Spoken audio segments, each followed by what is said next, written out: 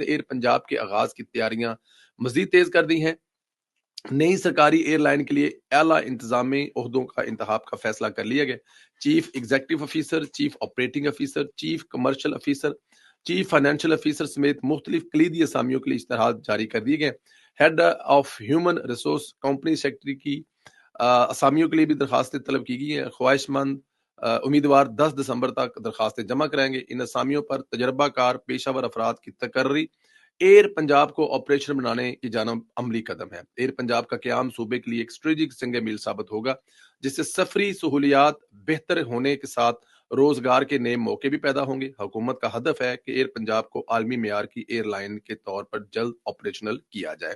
دیکھیں، جب آپ نے کچھ کرنا ہو نا تو یہ کیا جاتا ہے کہ اگر مریم نواز نے یہ کہا تھا کہ اس کی، آپ کو یاد ہے ایک جگہ پہ انہوں نے کہا تھا کہ ان کی خواہش ہے کہ پنجاب کی اپنی ایئر لائن ہو، اور پھر اس کے بعد وہ کہنے کے بعد بھولی نہیں ہے، بلکہ